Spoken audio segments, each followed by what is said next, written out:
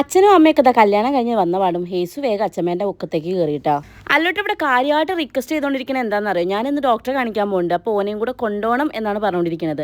അപ്പോഴാണ് നമ്മൾ ഉണ്ണിമാമനും സലീച്ചും കൂടെ വന്നിട്ടുള്ളത്. നമുക്ക് പിന്നെ കത്തിയടിക്കാനും തിന്നാനും ആരെങ്കിലും കിട്ടിയാൽ വെറുതെ വിടൂല. അതുപോലെ ഉണ്ണിമാമനും സലീച്ചും അറിയാതെ ഒരു കളർ ഡ്രസ്സ് ഇട്ട് വന്നു പോയി. അപ്പോൾ നിങ്ങൾ ഡ്രസ് കോഡിലൊക്കെ ആണല്ലേ പുറത്ത് പോകണമെന്ന് പറഞ്ഞിട്ട് നൈസായിട്ട് ട്രോളിക്കൊണ്ടിരിക്കുകയാണ്. സലീച്ച് കുടുംബശ്രീക്കാണ് വന്നതെന്നുള്ള കാര്യം പിന്നെയാണ് ഞാൻ അറിഞ്ഞത് കേട്ടോ. തുമ്പിമോളെ അംഗനവാടിയിൽ നിന്ന് കൂട്ടിക്കൊണ്ടുവരാനുള്ള സമയമായി തുടങ്ങിയിട്ടുണ്ട്. പക്ഷേ എന്നെ അപേക്ഷിച്ച് ഇന്നത്തെ ദിവസം വല്ലാത്ത മോശപ്പെട്ടൊരു ദിവസമായിരുന്നു. ഫുൾ തലകറക്കായിരുന്നു കേട്ടോ. അതുകൊണ്ട് എനിക്ക് പോകാൻ പറ്റുന്നില്ല. അച്ഛമ്മയും മോനും കൂടെ പോയിട്ടാണ് തുമ്പിനെ കൂട്ടിയിട്ട് വന്നത്.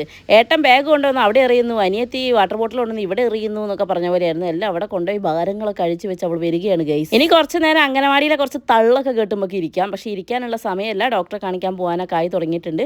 ഇവരെ രണ്ടുപേരെയും മാറ്റിച്ച് ഇവർ രണ്ടുപേരെയും കൂടെ കൊണ്ടുപോകേണ്ട അവസ്ഥയാണ്. അങ്ങനെ കല്യാണിക്ക് 3 മക്കളും കൂടെ ആയി തിരിച്ചു വരുമ്പോഴത്തേക്കും 2 ചെവിനും ചെമ്പരത്തിപ്പൂ വെച്ച് അതിലേ ഓടി നടക്കുന്നുണ്ടാവില്ല അവൾ.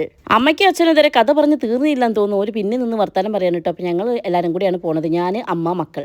ഏട്ടൻ കാര്യമായിട്ട് അനിയത്തിനെ ചെരുപ്പൊക്കെ ഇട്ട് കൊടുത്ത് സെറ്റാക്കി കൊടുക്കുന്നുണ്ട്. ബിച്ചുക്കായിൻ്റെ ഓട്ടോയും വിളിച്ചിട്ടാണ് ഞങ്ങളൊന്ന് പോകുന്നത്. ഇന്ന് ചെറിയച്ഛന് വരാൻ പറ്റിയില്ല കേട്ടോ. ബൈ ദ ബൈ നമ്മളെ മെയിൻ കാര്യം പറയാൻ പറഞ്ഞ ഈ ഷുഗറിൻ്റെ ലെവലും FBS 95 ആണുള്ളത്. പക്ഷേ PPBS 170 ഉണ്ട്. ആക്ച്വലി 120 അണ്ടറിൽ കൊണ്ടുവരണം, അതും 110 അണ്ടറിൽ കൊണ്ടുവരണം എന്നാണ് ഡോക്ടർ പറഞ്ഞത്. പക്ഷേ ഇതിപ്പോൾ 170 ആണുള്ളത് കേട്ടോ. അതിൻ്റെ ഇടയിൽ കൂടെ ഞാൻ അമ്മേനോട് അമ്മ ചുരിദാർ ഇട്ടൊക്കെ എല്ലാവരും കണ്ടോട്ടെ എന്നൊക്കെ ഒന്ന് കുട്ടിയോ എന്നൊക്കെയാണ് കേട്ടോ പറയുന്നത്. അമ്മയ്ക്ക് ഇടയ്ക്കൊരു നാണം അങ്ങോട്ട് വരും ഗൈസ്. പോണ വഴിക്ക് കുറിക്കാൻ വേണ്ടി കടല വരെ എടുത്ത് വന്ന് അച്ഛമ്മയും മക്കളെ നിങ്ങൾ കണ്ടിട്ടുണ്ട്. ഇതാണ് ഇവർ.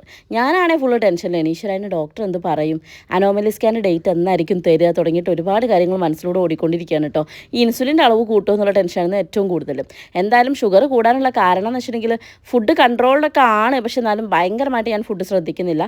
ഏറ്റവും ഇമ്പോർട്ടൻ്റ് ആയിട്ടുള്ള കാര്യം എൻ്റെ മടിയാണ്. ഈ ലോകത്തിൽ ഏറ്റവും വലിയ മടിച്ചു തരാമെന്ന് ചോദിച്ചാൽ ഞാൻ എൻ്റെ പേരും പിന്നെ ഹേസുവിൻ്റെ പേരും പറയും. കാരണം ഹേസുവും ഞാനിപ്പോൾ ഒരുപോലെയാണേ. ഓക്കെ, അപ്പം എൻ്റെ മടിയൊക്കെ ഒന്ന് മാറ്റി പിടിച്ചില്ലെങ്കിൽ ശരിയാവില്ല എന്ന് ഏകദേശം എനിക്ക് മനസ്സിലായി തുടങ്ങിയിരിക്കുന്നു. ഷുഗർ ഇനിയും കൺട്രോൾ ചെയ്തിട്ടില്ലെങ്കിൽ പണി പാളും. ഡോക്ടറെ അടുത്ത് പോയപ്പോൾ ഡോക്ടറിൻ്റെ പറയുന്നത് നമ്മൾ വ്ളോഗ് കണ്ടിട്ട് ഡോക്ടറെ അടുത്ത് ആരൊക്കെയോ പേഷ്യൻസ് ഒക്കെ പോയി പറഞ്ഞിട്ടുണ്ട് അത്രേ വ്ളോഗ് കാണാറുണ്ട് എന്ന്. പിന്നെ അവിടുത്തെ സ്റ്റാഫൊക്കെ പറഞ്ഞു. അപ്പോൾ എനിക്കൊരു സന്തോഷമായിട്ടോ.